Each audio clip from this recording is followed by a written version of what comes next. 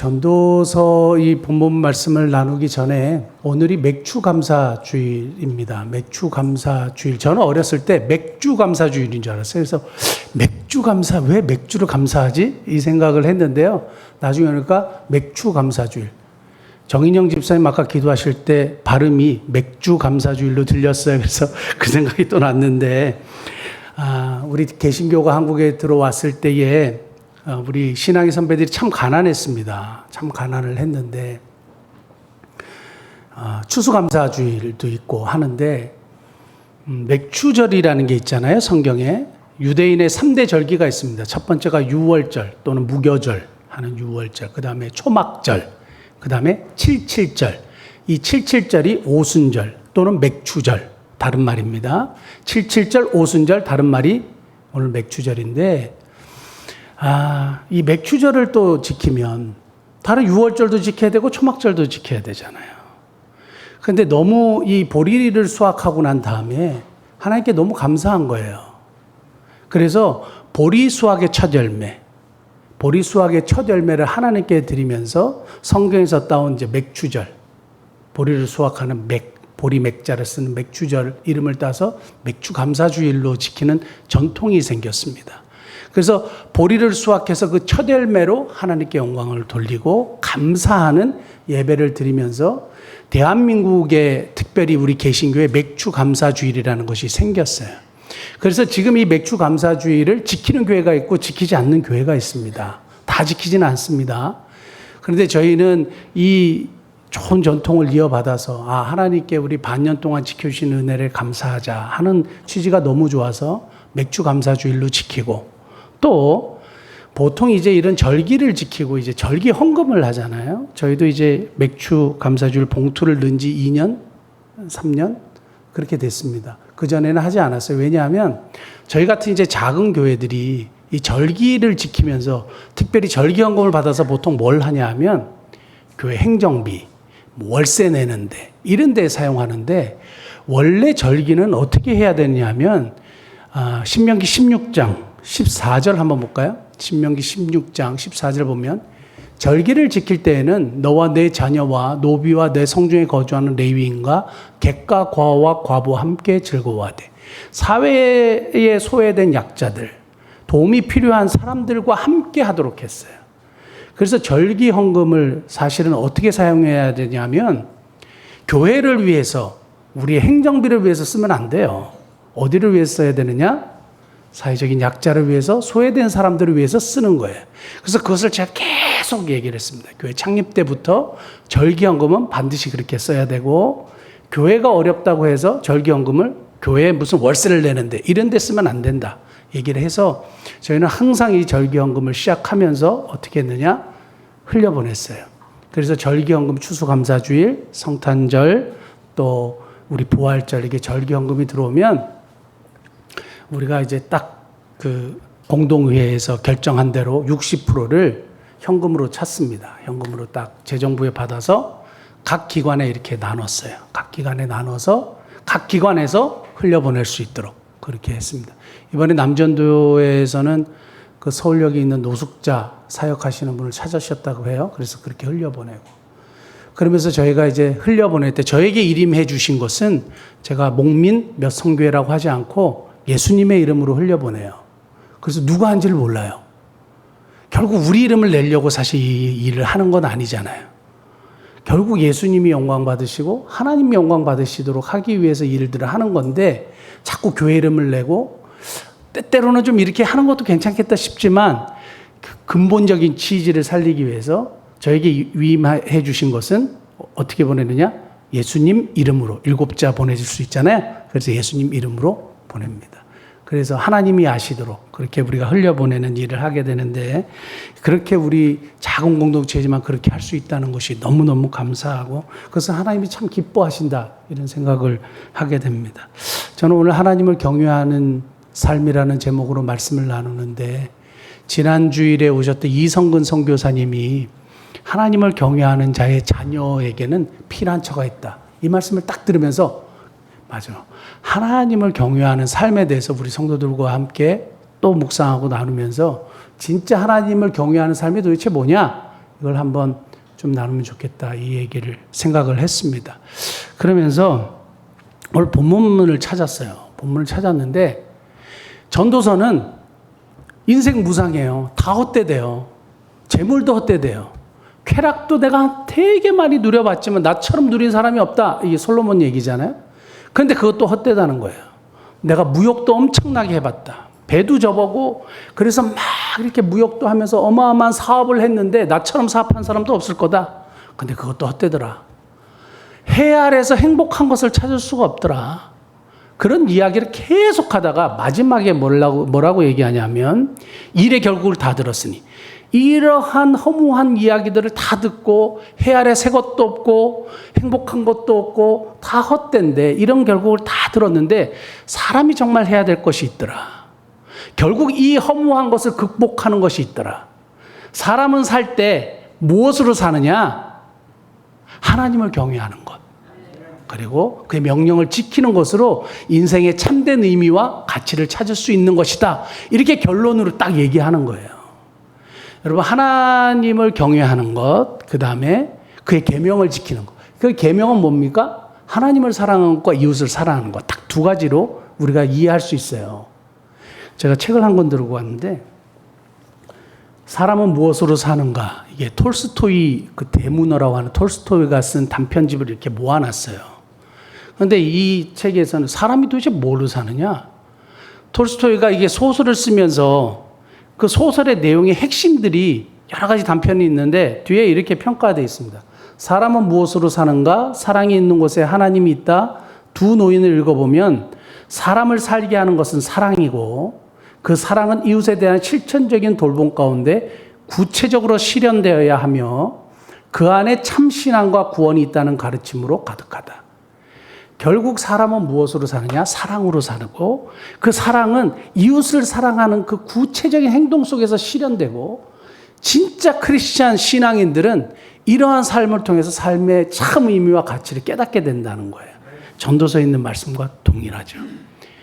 그의 계명을 지키는 건 알겠어요. 오케이, 이웃을 사랑하고 우리 뭐 구제헌금, 절기헌금도 이웃을 위해서 흘려보내고. 아, 좋아요. 그건 알겠어요.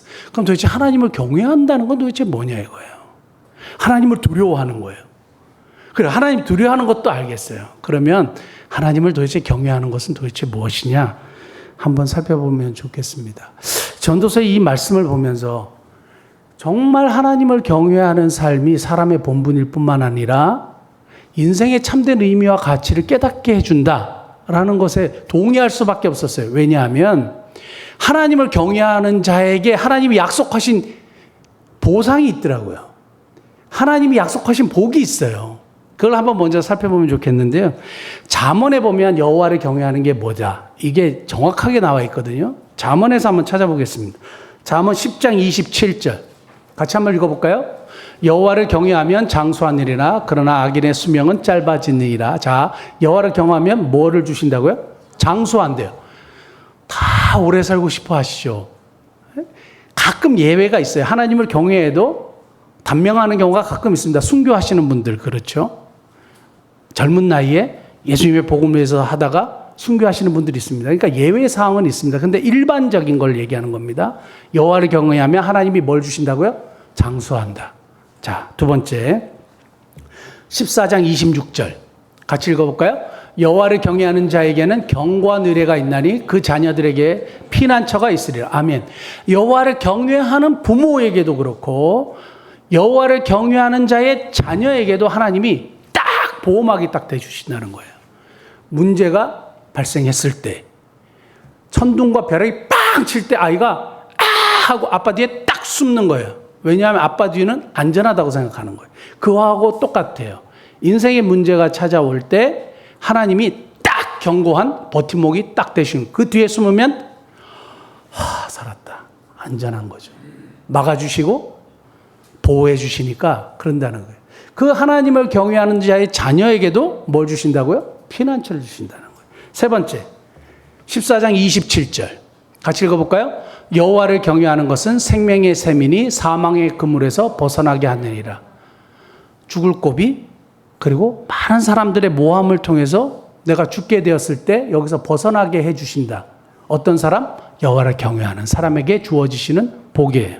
그 다음 잠언 19장 23절 같이 한번 읽어볼까요? 여호와를 경외하는 것은 사람으로 생명에 이르게 하는 것이라 경외하는 자는 족하게 지내고 재앙을 당하지 아니하니라. 여호와를 경외하는 자는 족하게 지낸대요. 부족함이 없이 지낸다는 거예요. 재앙을 당하지 않는다는 거예요. 하나님을 경외하고 나를 경외하면 내가 이걸 해줄게 하시는 거예요. 약속의 말씀이에요. 기가 막히지 않습니까? 그 다음에 22장 4절 사람들이 제일 좋아하는 말씀이지 않을까 싶어요. 같이 한번 읽겠습니다. 겸손과 여호와를 경외함의 보상은 재물과 영광과 생명이니라. 이 땅에서 얘기해요? 저 천국에서 얘기해요? 이 땅에서 얘기해요.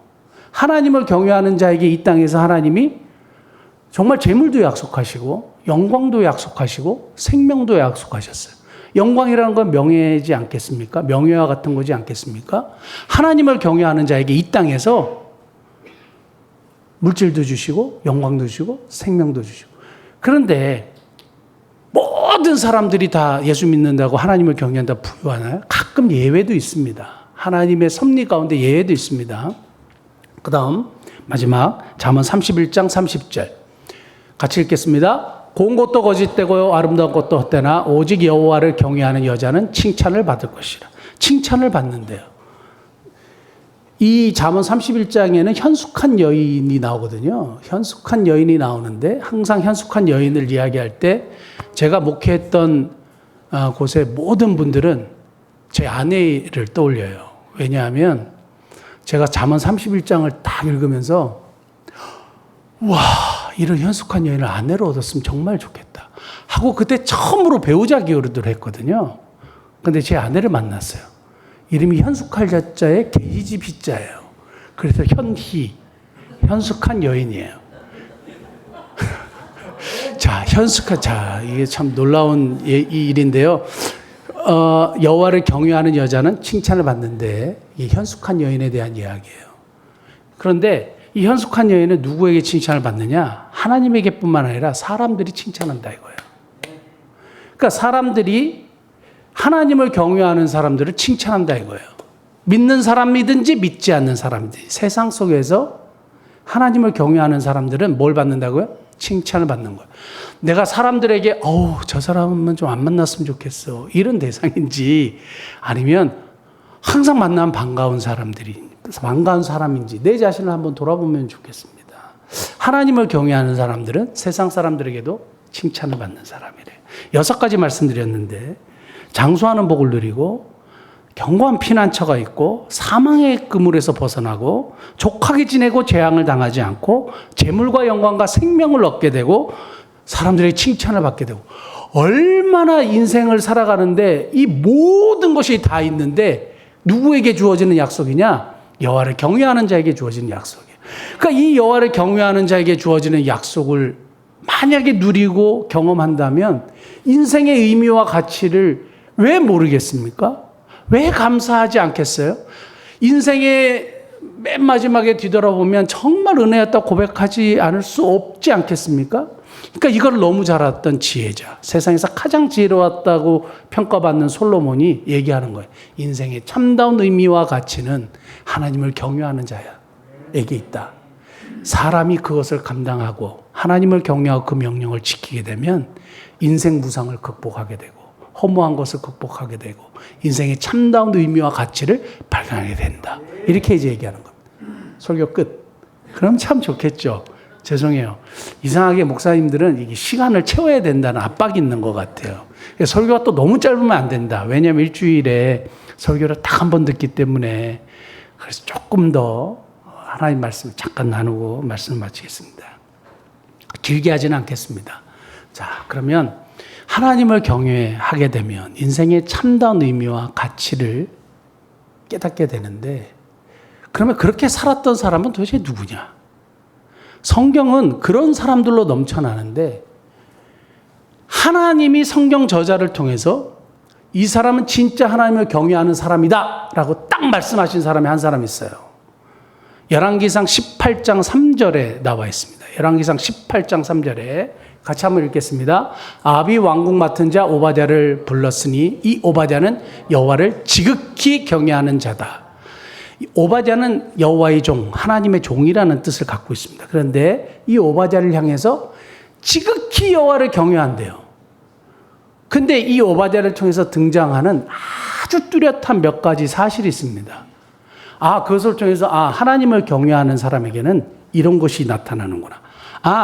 여호와를 경외하는 것은 바로 이런 것이구나. 발견하게 돼요. 4절 한번 볼까요?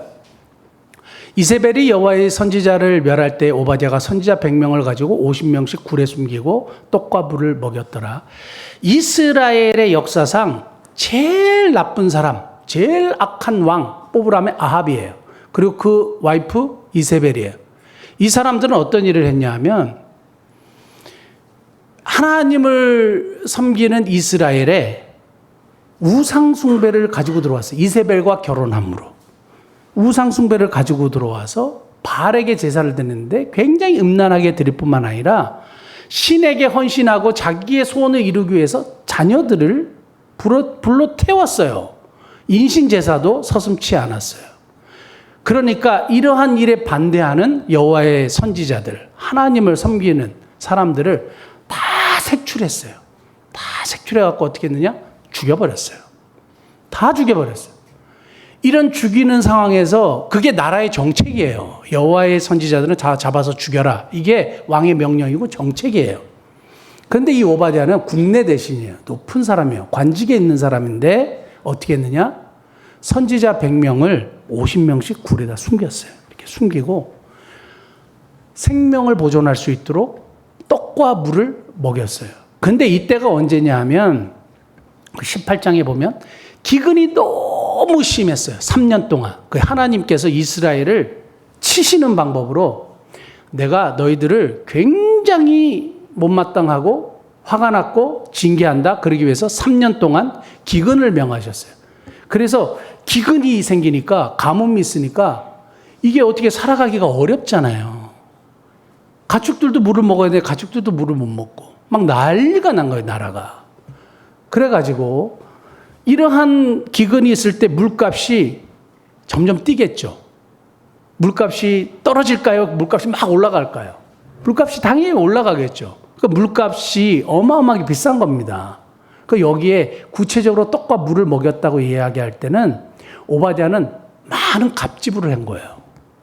자기가 가지고 있는 능력, 자기가 가지고 있는 재물 이런 것을 가지고 이 사람들을 살 수 있도록 도와줬어요.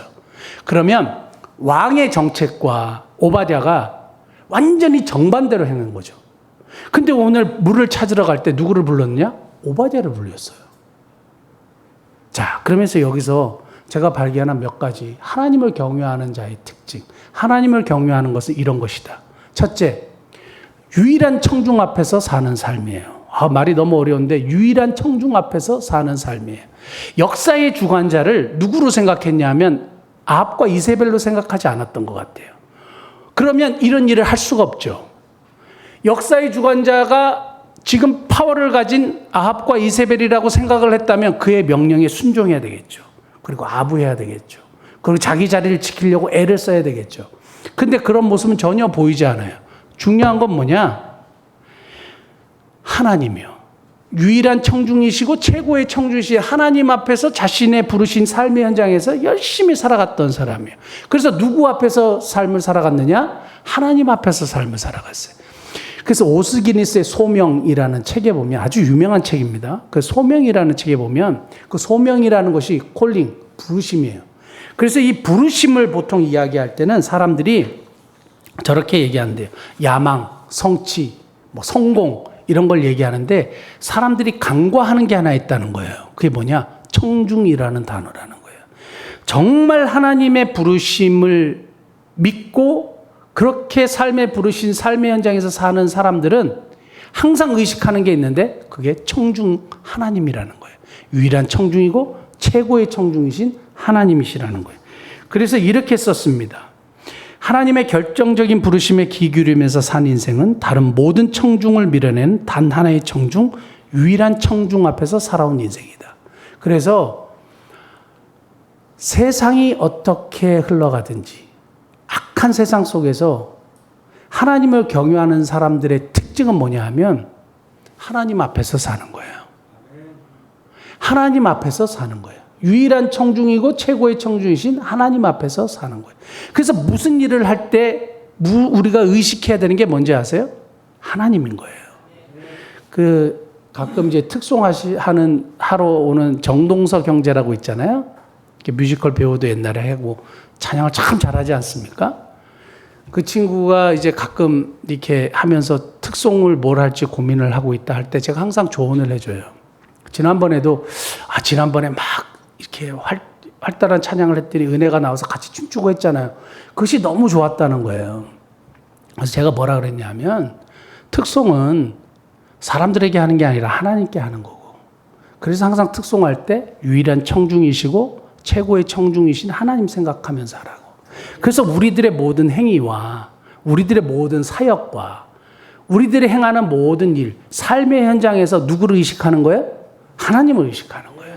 그게 하나님을 경외하는 자가 첫 번째 보여지는 특징입니다. 사랑하는 성도 여러분, 저와 여러분들이 하나님 앞에서 우리 절기연금을 왜 예수님의 이름으로 보내는지 아세요? 하나님이 보시잖아요. 우리가 구제할 때에 사람들에게 보이지 말라고 하잖아요. 왼손이 하는 거 오른손이 모르게 하라고 하잖아요. 왠지 아세요? 은밀한 중에 보시는 하나님이 계시기 때문에. 그래서 하는 거죠. 예수님 이름으로 제 이름을 드러내려고 막 그렇게 하는 게 아니에요. 그거는 세상 사람들이 하는 거죠. 유일한 청중을 의식하면서 삶을 살아가시는 저와 여러분, 그래서 하나님을 경외하는 자로 인정받는 복된 은혜가 있길 바랍니다. 두 번째는 이거예요. 잠언 19장 23절 다시 한번 보시면, 여호와를 경외하는 것은 사람으로 생명에 이르게 하는 거다. 그래서 여호와를 경외하는 사람의 특징은 뭐냐면 생명을 살리는 생명을 살리는 삶을 산다는 거예요. 아까 오바댜도 어떻게 했어요? 50명씩 오시면서 굴에 숨겼죠. 유명한 성경의 구절 중에 바알에게 무릎 꿇지 않는 7,000명을 남겼다고 하나님이 엘리야가 이제는 도저히 못하겠다고 얘기할 때, 완전히 절망했을 때, 너만 하나님을 섬기는 게 아니야. 하나님을 섬기는 자 7,000명을 남겨두었다 그랬어요. 아합이 막 색출해서 사람들 다 죽였는데 7,000명을 남겼다고 했는데 그 7,000명 중에 누가? 오바댜가 100명, 7,000명 중에 100명을 살리는 일을 했죠. 하나님을 경외하는 자의 특징은 뭐냐? 생명을 살리는 삶을 산다는 거예요. 사람으로 생명에 이르게 하는 삶을 산다는 거예요. 복음을 전해서 영혼을 살리는 일도 하고 실질적인 사람의 생명을 살리는 일을 하는데, 저와 여러분들이 하는 일 중에 아주 구체적으로 확실하게 하는 거 하나 있어요. 뭔 거 같으세요? 라오스의 한센인들 생명 살리는 일 하잖아요. 밥 한 끼 하는 거. 너무 좋은 일이죠. 그게 생명을 살리는 일이죠. 어떤 분이 담배 인상공사에 강의를 갔더니 크게 이렇게 쓰여 있었대요. 저는 그게 사실인지 아닌지는 모르겠는데 그분이 그래요. 담배로 망한 건강, 인삼으로 되찾자. 뭐 그랬대요. 담배로 잃은 건강, 인삼으로 되찾자. 이랬다는 거예요. 그래서 사람들은 보니까 열심히 돈을 모으기 위해서 일을 하잖아요. 그리고 건강을 잃는다는 거예요. 그 건강을 잃은 거를 가지고 그 건강을 되찾기 위해서 그 모은 돈을 또 다 쓴다는 거예요. 그 인생 무상이잖아요. 열심히 돈 벌려고 막 했더니 마지막에 암 걸리고 침대에 누워있는 자신을 발견하는 거예요. 그리고 이걸 고치기 위해서 모은 돈을 또 다 쓰는 거예요. 그 진짜 인생 무상 아닙니까? 근데 여호와를 경외할 때 그것을 극복하는 거죠. 참다운 인생의 때문에 그런 것입니다. 생명을 살리는 삶. 저와 여러분들이 이러한 사람을 살리는 일에 함께 헌신하고 영광 돌릴 수 있는 복된 은혜가 있기를 원합니다. 성경에 갈렙이라는 인물이 있는데요. 정말 사람들이 너무 도전을 받는 사람이에요. 여호수아하고 같이 동시대의 인물인데 하나님이 땅을 약속하셨어요. 가나안 땅에 들어가면 이 땅을 너에게 주겠다고. 그래서 갈렙이 여호수아에게 나중에 와가지고 이 산지를 내게 주소서. 혹시 기억나십니까? 이 산지를 내게 주소서 하면서 얘기를 했단 말이에요. 여호수아 14장 12절. 여호수아, 그날에 여호와께서 말씀한 이 산지를 지금 내게 주소서. 아낙 사람이 사는 땅이에요. 이걸 달라고 했어요. 그런데 어떻게 했느냐? 이것을 취했어요. 이것을 취했어요. 근데 그 취한 땅을 어떻게 했느냐? 20장 1절과 3절. 여호와께서 여호수아에게 말씀하여 이르시되 이스라엘 자손에게 말하 이르기를 내가 모세를 통하여 너에게 말한 도피성들을 너희를 위하여 정하여 부지 중에 실수로 사람을 죽인 자를 그리로 도망하게 하라. 이는 너희를 위하여 피해 보복자를 피할 곳이니라. 도피성을 너희가 정하라 이거예요. 하나님이 정해 주시지 않았어요. 그런데 이 도피성을 어떻게 했냐? 7절 볼까요? 7절. 이에 그들이 납달리의 산지 갈릴리 게데스와 에브라임 산지 세김과 그 다음에 유다 산지의 기럇 아르바 곧 헤브론. 이게 뭐예요? 이 산지를 내게 주소서 하고 갈렙이 45년을 기다렸다가 점령한 땅이에요. 점령한 성이에요. 그런데 이걸 어디다 내놨느냐? 사람을 살리는 도피성에 내놨어요. 자기가 열심히 45년을 기다려서 그것을 취했는데 그걸 어디다가 탁 내놨냐? 사람을 살리는 도피성으로 딱 내놓은 거예요. 야, 진짜 하나님을 경외한 사람이었구나. 여호와를 경외하는 자는 사람으로 생명에 이르게 하는 것이라. 생명을 살리는 삶. 이것이 여호와를 경외하는 자의 특징입니다. 저와 여러분들의 삶 속에 나의 물질이, 나의 삶이 사람을 살리고 있느냐? 아니면 나를 살리기 위해서 그냥 나 잘 먹고 잘 살기 위해서 다 쓰고 있느냐? 한번 돌아보실 수 있는 복된 은혜가 있기를 원합니다. 여호와를 경외하는 자의 특징은 생명을 살리고 있고, 사람들은요 돈 때문에 사람을 죽여요. 뉴스에 다 그런 얘기잖아요. 돈 때문에 사람을 죽인대요. 그리고 이 돈을 취하기 위해서 저 우크라이나 같은데 지금도 그래요. 어린 애들 잡아갔다 막 파는 거예요.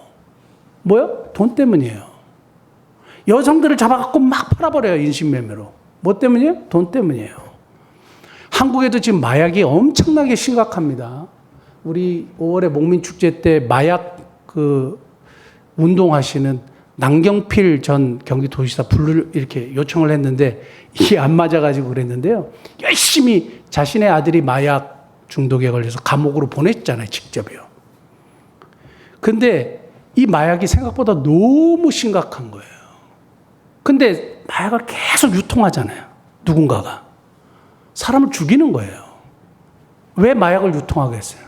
돈 때문이에요. 사람들은 돈을 벌기 위해서 수단과 방법을 알지 않고 사람을 죽입니다. 여호와를 경외하는 자는 사람을 살립니다. 그러기 위해서 재물을 쓰는 겁니다. 저와 여러분들이 사람을 살리는 하나님을 경외하는 자 되시길 바라고, 하나님 앞에서 유일한 청중, 최고의 청중을 의식하면서 사시는 하나님을 경외하는 자 되시기를 예수님 축복합니다. 기도하시겠습니다.